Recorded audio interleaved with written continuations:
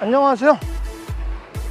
저는 그 흥미 위주의 영상 유튜버보다는 현지에 살면서 있는 사실 그대로 전하는, 그래서 조금 밥맛이 없나 봐요. 흥미가 떨어지나 봐요.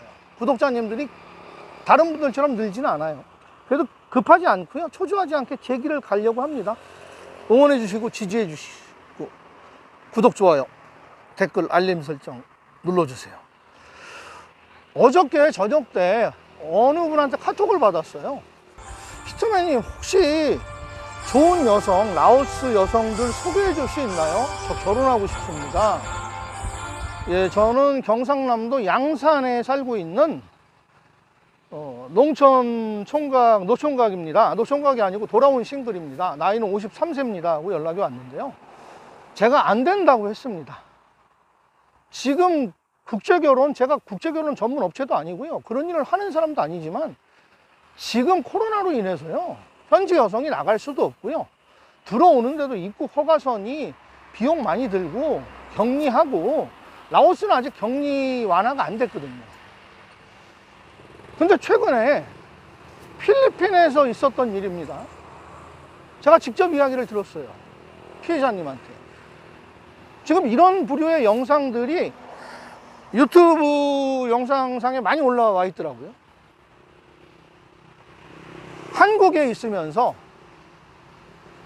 그 결혼업체를 빙자한, 결혼업체가 아니에요, 결혼업체를 빙자한 사기꾼들이 뭐 벼룩시장이라든지 교차로라든지 온라인상이라든지 뭐 개인 카톡을 보낸다든지, 지금 국제결혼 가능합니다. 다른 업체들은 끝발이 없어서 못하는데 저희는 가능합니다. 혹하는 얘기죠. 제가 지금 동남아에 안 나가도 가능한가요? 예, 가능합니다. 저희는 가능합니다. 예, 그리고 카톡 만납니다. 현지에 있는 여성을 저희 업체의 보증으로 비자를 발급받아서 한국으로 데리고 올 테니까 직접 만나보시고 결정을 하세요. 그리고 그 여성의 SNS 계정이나 뭐 라인이나 카톡이나 영상통화를 할 수 있게끔 알선을 합니다. 자, 꿈의 부푼 이분은 계속 그 여성과 영상 로맨스 톡을 열고 영상폰을 하니까 그냥 영상만 열리면 쏟아지는 미소, 무엇인가 갈구하는 모습, 기다리는 여심, 혹하죠. 그리고 일주일 내내 밤새 카톡을 합니다. 영상통화를 합니다. 그리고 나서 그 업체에서 연락이 와요. 그 여성을 들어올 수 있게끔 하니까 저희한테 약간의 계약금만 주고 계약서만 쓰시죠. 자, 그 계약서에는 나중에 그 남성의 책임으로 인해서 파행이 됐을 때 모든 개런티 한다는 조항이 꼭 있습니다. 사기 계약서죠. 한 200만 원 주고 계약을 했답니다. 그리고 계속 그 여성과 이런저런 살아가는 이야기, 필리핀에서 살 수 있는 이야기, 만약에 베트남 여성이면 베트남 이야기, 태국 여성이면 태국 이야기, 태국, 베트남, 필리핀, 이게 지금 사기가 가능합니다. 자, 그런데 그 여성들은요, 현지에 있는 여성이 아닌 거예요. 이미 한국에 들어와서 결혼을 한 번씩 하고 결혼하고 파탄 내고 도망간 여성이나, 아니면 뭐 안마장이라든지 불법 체류해서 한국에서 일하는 여성을 섭외해서 너 200만 원, 500만 원 줄게, 이 일 맡아서 해, 현혹시키는 일을 의무화 시키는 거죠. 자, 그리고 그 여성과 열심히 하다가, 연락하다가 한 보름 지나서 여성이 온 거예요. 인천공항에서부터 온 것처럼 꿈입니다. 자, 그리고 인천공항에서부터 만나가지고 그 여성을 데리고 와서 자기 집으로 데리고 가게 해줘요. 얼마나 좋습니까? 돈 안 들이고 응응응 할 수 있잖아요. 그리고 그 여성과 같이 지내면서 그 여성의 뭐 가족 이야기, 우리 집은 가난해요, 제가 한국에 나온 이유는 당신을 사랑해서도 이지만 나는 집을 도와야 됩니다. 그리고 돈을 몇백만 원씩 줄 거리를 만들기 시작을 합니다. 아버지가 아프다, 엄마가 아프다, 집에 사고가 생겼다. 그리고 거기에 대한 답이 없으면 우울하고 밥도 안 먹고 말도 잘 안 하고. 그러니까 남자 입장에서 자기가 사랑하는 여자가 우울에 빠지고 완전히 의기소침해 있고 집안에 들어오면 쎄한 분위기가 되니까 돈을 주게 되죠. 자, 돈을 그렇게 차례 받은 그 여성은 이제 이 한국 남성 이분한테 자꾸 트집을 잡아요. 말이 안 통한다. 문화가 틀리다. 나는 갈 곳이 없다. 나는 피곤하다. 나는 재미가 없다. 그래서 한국 남성들도 소주 한 잔씩 먹으면 큰 소리 하잖아요. 그럼 막 경찰에 신고도 해요. 그리고 폭행을 유도합니다. 절대 손대면 안 됩니다. 그리고 나서 나는 얻어맞았다. 나는 이 남성과 살 수 없다. 그리고 어느 날 갑자기 돈을 들고 가든지 돈을 안 들고 가든지 종족을 감춰버리는 거예요. 자, 그때 그 이전에 벌써 이 결혼 사기 대행 업체를 빙자한 이 사람들은 이 여성을 인계해 주면서 자, 아가씨가 여기 왔으니까 이제서부터는 신랑님이 하셔야 될 도리입니다. 그리고 그 여성이 들어오게 된 비자, 대행 비용, 소개료, 격리 비용 등등 운영비에서 최하 몇천 원 돈이 넘어갔겠죠, 벌써. 자, 그러니 이 남성은 사라진 여성. 그러니까 이게 쉽게 얘기하면 새로 생긴 사기 수법이에요. 현지에 있는 여성이 아니라 한국에 들어와 있는 여성들을 현지에서 온 것처럼 꾸며가지고 한국의 순진한 돌싱들 또는 노총각들의 피눈물을 나게 하는 방법이죠. 이런 사람들은 전부 다 저기 함경북도 온성의 독재자 수용소 같은데 김여정이한테 보내가지고 다 잡아 쳐넣어야 돼요. 평생 동안. 나쁜 놈들이잖아요. 일륜지 대사 가지고 사기를 칩니다. 자, 그래서 이 남성은 이제 그 결혼 사기업체 빙자한 그 녀석들한테 전화를 해요. 만나서 해결책을 찾으려고 하니까 저희는 할 도리를 다 했는데 그거는 신랑님이 신부님을 핸들링을 잘못해서 생긴 일이니까 저희는 어떻게 보상을 해드릴 수가 없습니다. 배상을 해드릴 수가 없습니다. 그래서 이 남성은 사기 결혼으로 경찰에 경상남도 경찰청에 고소를 했어요.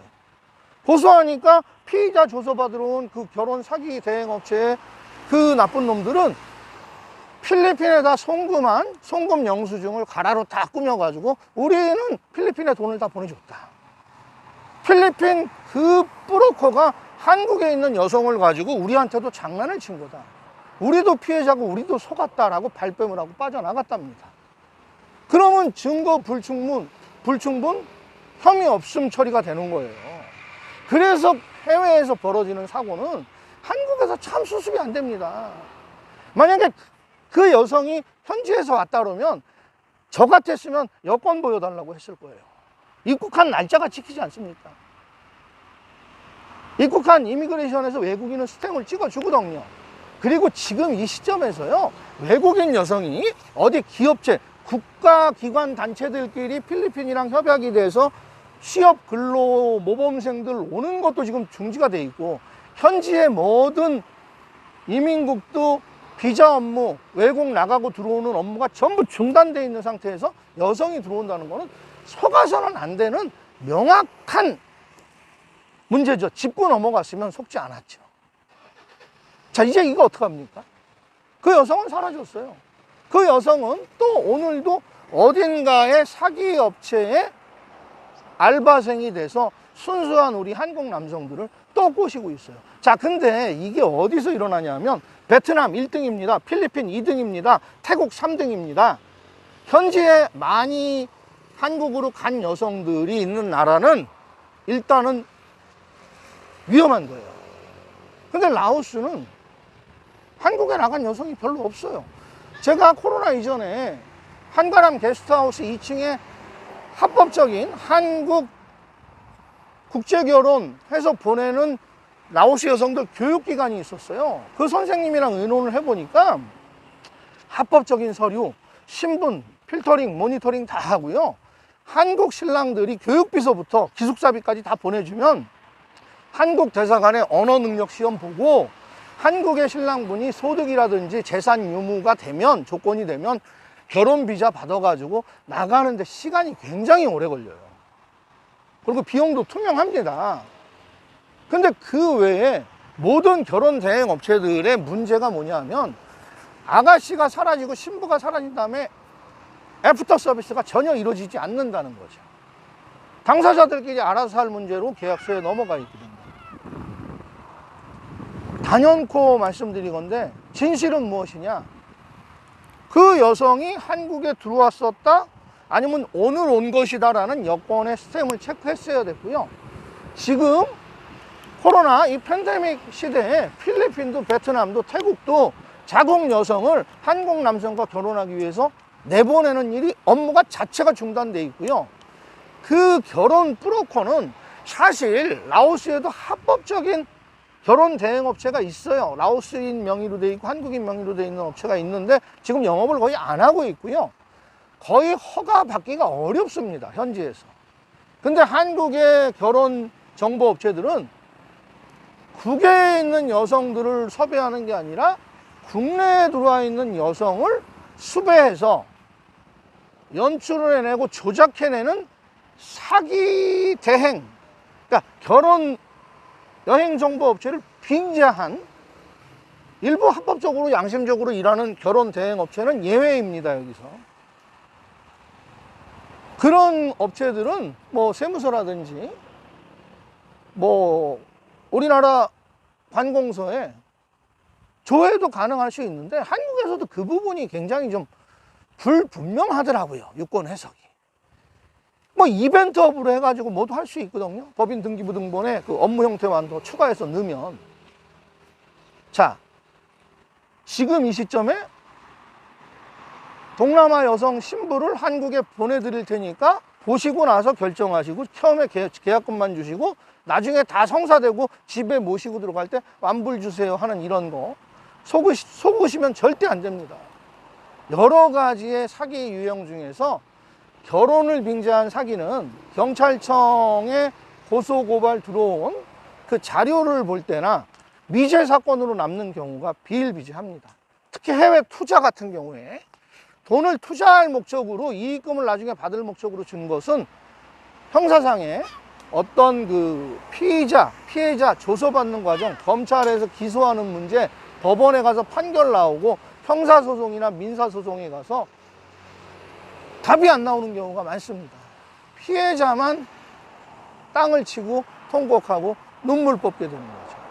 그래서 이 부분을 제가 어저께 연락받은 것도 있고 필리핀에서 직접 들은 이야기고 베트남에서도 이루어지는 이야기, 아직 라오스에서는 벌어지지 않았지만 벌어질 수도 있기 때문에 특히 태국 여성들도 국내에 나와 있는 사람들 개조직한다고 그랬죠. 자기네들끼리 단체 만들어서 대응한다고 그랬죠. 이런 것들 반드시 염두에 두시옵소서. 이 내용이 도움이 되셨으면 좋아요, 구독 빡빡 눌러주시고 좀 주변에 공유도 좀 해주시고 제 영상이 다른 분한테 공유가 되잖아요. 그러면 그게 일반 조회 구독자 좋아요, 클릭, 뷰 100번 누르는 거랑 버금가게 유튜브 AI가 인식을 해서 노출 지원을 해준답니다. 저는 지금 노출 지원을 좀 못 받고 있는 유튜버거든요. 얼마 전에 일주일 계정 정지 먹은 또 페널티가 있기 때문에 도와주시옵소서. 열심히 하지 않습니까? 감사합니다. 영상 마치겠습니다.